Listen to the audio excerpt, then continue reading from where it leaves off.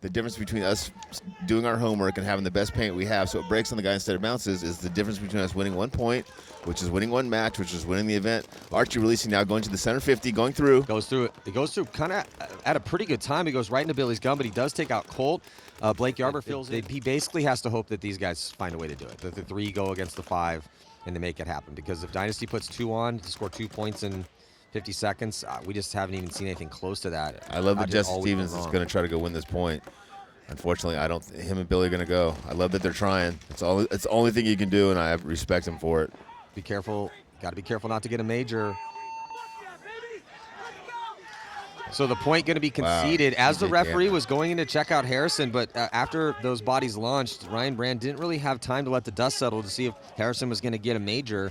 The referee was going to go in and check him out, but with that chaos that happened with the double dose of the attackers coming through, trying to dunk on Harrison, but just perfect zone control. And Dynasty now up by 2 with barely any time left. And yeah, Rich, I think that might have been with the big cushion and 20 seconds left to go. So it's just going to be, what is the score going to be? Dynasty loses 2 on the break. Jesse Stevens runs all the way at the field, gets 1. Colt Roberts is coming through too. And Dynasty with 2 players left. Yeah. But Greenspan just a gun turret from that back center, rolling off the clock, and that is going to do it. San Diego Dynasty going to be moving on to the semifinals. The #1 ranked team in the world. What an amazing run they've been on, well, essentially for 2 decades, but particularly this resurgence we've seen out of them. Once they picked up that new kid, Alex Frazier, that just brought a new energy into the team and just completely changed the team dynamics back to just, super kill. Well, Dynasty won, they won 3 of 6 events last year, and it was just complete dominance for San Diego Dynasty.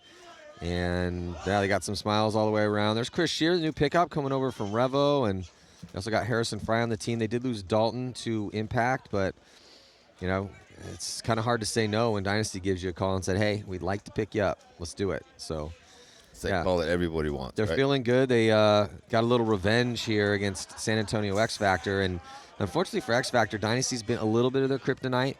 They've met in the finals a couple times past 3 years. I called it yesterday. I was like, man, they're so good. They're so technical. I was like, unfortunately, for whatever reason, they just don't match up very well with Dynasty.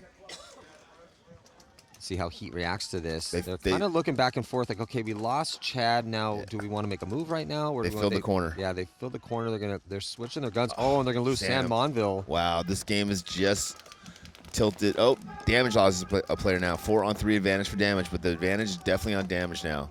They have the advantage here, and if they go win this first point, it's going to be real tough for Houston Heat to have to push into those guns. The Edwards brothers are so good at crossing it up and playing that dirty South Florida paintball.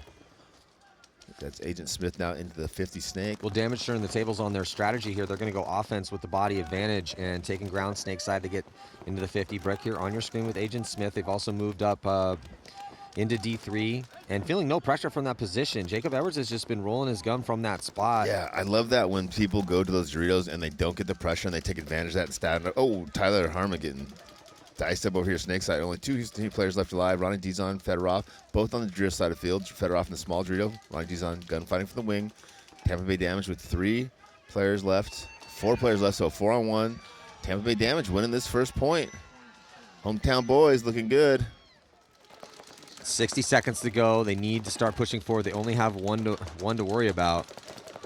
Chad George checks off down the sideline to make sure he's not getting run down and then gets clipped out. So they just put a lot of pressure on him. Then Jacob Edwards running through to hit that buzzer at Tampa Bay Damage, finished that point with 4 alive. Great point for them. A better opportunity to get into this point.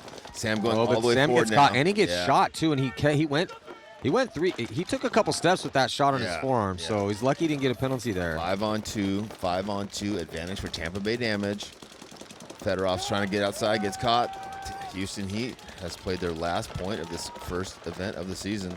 Looks really, really good, but just came up a little short against the superior team in Tampa Bay Damage. But again, it's the team that smashed people in the prelims, right? So the Damage had a loss, so they had to have some hard conversations, and make some adjustments and learn the field a little bit more. Whereas Houston Heat just rolled right on through the prelims, not having any problem. If you want to be successful in life, take the hardest path possible, because when you get there, you can handle anything.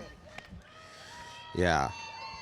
It's just incredibly impressive here as Tampa Bay Damage able to take this victory. So Tampa Bay hanging tough with Houston Heat, taking the win in overtime. They're going to move on into the semifinals. They're going to be playing the winner of Edmonton Impact and the Brooklyn Bears.